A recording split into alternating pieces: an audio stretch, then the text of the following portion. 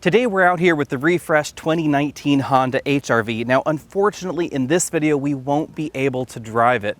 That's because the factory where Honda makes this vehicle had a flood. I guess the flood was in the town.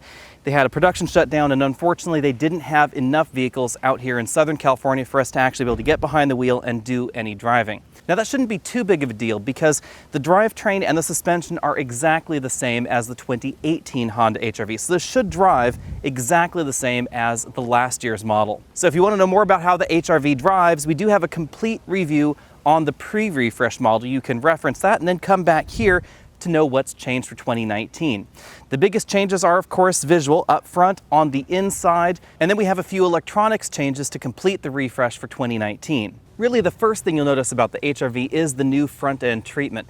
This particular trim in front of me now is a sport trim, so we get a slightly blacked out bumper section right here, and we don't have the LED headlamps that are available for 2019. You will find those in the top-end trims, and those LED headlamps look very much like the headlamps that we see in the 2019 Honda Pilot. We also have Honda Sensing available in the HR-V lineup. This silver model is the new touring trim, and this is what the LED headlamps look like when they're off. You can see that this is an LED reflector design, just like the Accord and of course the Pilot. Because 2019 is a refresh, not a complete redesign of the HR-V, it is still the same length on the outside, which is just fine because this is already one of the larger subcompact crossovers in America. You'll notice on your chart down there that something like a Kia Soul, which logically could be seen as a competitor to the HR-V in front-wheel drive trim, is noticeably smaller than this overall. Out back, we have some restyled partial LED tail lamp modules. The brake lights are LEDs, and then we have incandescent bulbs for the turn signals. Since we're in the sport trim, we also get a unique lower bumper treatment. The only major change under the hood is that the 141 horsepower 1.8 liter four-cylinder engine is no longer available with a manual transmission. Now we get the CVT, or continuously variable automatic transmission, standard in all trims. Fuel economy and the fact that the manual transmission was not a terribly popular option are the two reasons that we don't find it under this hood. On the bright side, fuel economy is definitely improved by not having that manual transmission under here. The CVT gets better fuel economy. You can choose between front-wheel drive or all-wheel drive, which is a little bit different than, for instance, the Toyota CHR. Cargo practicality in a small package is what the HR-V is all about, as is the closely related Honda Fit actually. And like the Honda Fit, we have what Honda calls their magic seats in the back. That allows the rear seats to fold into the footwells in the rear passenger compartment and get a lot closer to the ground than many of the competitors. This is a large and tall cargo area for this category, and we still have a spare tire under the cargo area load floor. The overall design allows this cargo area to be one of the largest in this category, although it is worth noting that the load floor does appear to be pretty flimsy. But I do appreciate the fact that we actually have a spare tire back here. In addition to folding flat like this, the second row seats have another trick up their sleeves, again very much like the Honda Fit. The seat bottom cushion can flip up like that and then lock into place with this bar. When this seat is up in this position, you can stick taller items right behind the driver's seat. Honda has also designed the floor to be as flat as possible. Now we have this bump in the middle because we do have a drive shaft for the all-wheel drive system, but it does allow you to put large items right here in the second row if they wouldn't fit back there in the cargo area. One of the things I've always appreciated about the HR-V is the premium feel of some of the interior materials. For instance, the upper section of the door is actually fabric coated rather than being a hard plastic like we find in many of the competition. We also have a soft touch armrest below that. Inside the cabin, we find 3 large air vents there and some soft touch materials around it. The upper section of the dashboard, however, is a hard touch plastic. We get a lightly revised infotainment system with an actual power knob there. The sport trim has a manual climate control system. Pretty typical gear shifter there, not the push button arrangement that we find in some of Honda's vehicles. But we do have soft touch materials on either side of the center console to help keep your knees from bashing it. And then we get 2 large fixed cup holders right there between the front seats. On the inside, the really big change for 2019 is the availability of this new touring trim. We have perforated leather upholstery, and we have stitched imitation leather over here on the front door panels, basically in the same locations that we had that fabric on the lower end trims. It gives the interior actually a more premium appearance than we find in many of its direct competition.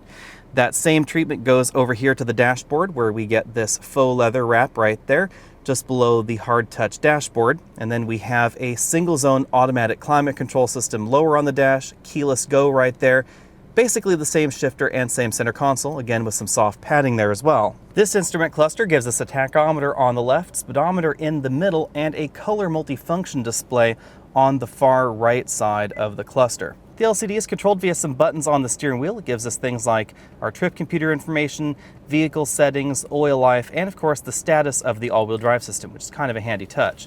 The steering wheel continues to be one of Honda's 3-spoke designs. The model that we're looking at has paddle shifters on the back, even though we do still have a continuously variable transmission. You'll find the buttons for the infotainment system over here on the left, buttons for the radar adaptive cruise control system that this model has over here on the right. You'll find phone buttons and a voice command button down here on the bottom on this side, and then the buttons that control that multifunction display right over here on the right. Because the basics of the HRV have not changed for 2019, let's run through our numbers that we got the last time we had the HRV for a full week. Front seats came in at 7 out of 10 points. I did find them a little bit less comfortable than some of the competition, mainly because we don't have as much adjustability. I would like to see some adjustable lumbar support in mainstream trims of the HRV especially. But the back seats score very, very well because we have a great deal of room back there. If you're looking at something like a Honda Fit and you think that the overall curvature of the ceiling is a little bit of a problem for you, you should take a look at the HRV because we have all that practicality that we find in the Fit with a little bit more room in the back. When it comes to our overall performance scores, however, the HRV is definitely on the slow side for this segment at 9.5 seconds 0 to 60. Although there's no manual transmission available in the HRV anymore, that actually could be seen as a good thing because the manual transmission version of the HRV was even slower than that 9.5 seconds. Braking time is fairly good, 123 feet, and you can thank the fact that the HRV is a fairly light crossover for that low number. As a result of the light curb weight and the overall design of the HRV, handling is actually fairly good. But I think that now that the Hyundai Kona has come out and we have the Ford EcoSport in this segment as well, I'm going to have to drop the handling down a little bit versus the previous HRV review where we gave it an A. I'm going to have to drop it down to a B+, I think, because now there are more options in this segment that will handle a little bit better. Overall grip is still very good, even when you compare this against sporty entries like a Mazda CX-3 and consider that the HRV has a reasonable amount of ground clearance. The HRV also delivers a decently polished highway ride, so I'm going to keep the A score that it got before. Cabin noise came in at 72 decibels. Again, I'm going to keep that score as a B, just like it was before. Fuel economy is very good in the HRV. That's sort of the counterpoint to the slow acceleration here. We got 32.2 miles per gallon the last time we drove the vehicle, and I don't expect that to change at all for 2019. Of course, all of these scores are subject to change when we do get our hands on the 2019 model year and are able to give it a full weekly review, so be sure and stay tuned for that coming up soon. Now let's talk about pricing. For 2019, it starts at $20,520. That is now the base model of HRV with the continuously variable transmission standard and 17-inch alloy wheels. Now it's worth noting that that model has halogen headlamps, not the fancier LED headlamps that we see in a lot of photos of the new HRV, and we don't have Apple CarPlay or Android Auto in that model. If you want Apple CarPlay or Android Auto, you have to step up to the Sport trim, which is $22,220. In addition to the upgraded infotainment system, we get upgraded brake and accelerator pedals, paddle shifters on the back of the steering wheel, and a leather steering wheel. Now personally, the paddle shifters on the back of the steering wheel aren't really going to change the overall nature of the Honda HRV. It is still going to be one of the slower entries in this segment. From there we move on up to the EX trim at $23,720, and this is the version that finally gets Honda Sensing standard. Honda Sensing is Honda's all-encompassing active safety package that includes radar adaptive cruise control, autonomous braking, lane keeping assistance, etc. That means that if you're looking for the entry point with all of that active safety content, this is going to be how much you'll have to pay. That is notably more expensive than some of the competition, which will offer autonomous emergency braking standard in their base models. In addition to those safety features, that trim also gets heated seats, keyless entry, XM satellite radio, and HD radio. From there, we move on up to the EXL trim, which basically adds leather and upgraded infotainment. And then we move on up to the Touring trim at $28,540. That is the fully loaded version of the HRV. It includes the updated interior trim that we saw in the model that we took a quick look at in this video, LED headlamps, navigation software, and the power driver seat. You'll notice that at $28,540, that top-end Touring trim really is about the same price as some of the more powerful alternatives we find from the competition. That is one big thing to keep in mind with the Honda. As you move your way on up the trim ladder, we don't get any additional power under the hood, and in some of the competitors, you do get more power as you work your way on up to the top. Versus the Toyota CHR, that starts at $22,500, so a little bit more expensive than the base version of the HR-V, but it includes Toyota's latest active safety package standard. So it really is more of a direct corollary to something like the Sport trim or perhaps the EX trim of the HR-V. They're going to be priced very similarly as long as you get the HR-V in front-wheel drive. CHR does not have all-wheel drive available.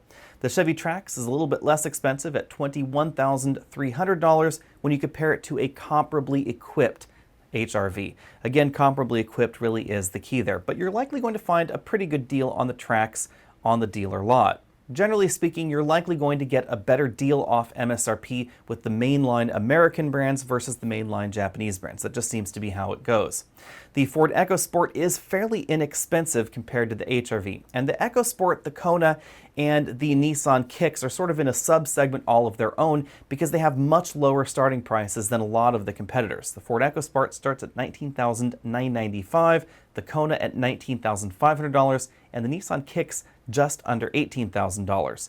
Now, we don't find the same kind of feature content in those that we do find in the HR-V, and the interiors in those base models aren't going to be quite as nice either, but they are going to be less expensive. Overall, the HR-V is a solid value in this segment, I think especially if you take a look at the EX trim for that $23,720 price point. We're going to get the nicer interior features that we don't find in the base model. We also get Honda Sensing, Apple CarPlay, Android Auto, etc. It's a very, very well-rounded package, but we don't find the luxury touches that we will find in some of the competitors until you get on up to the Touring model.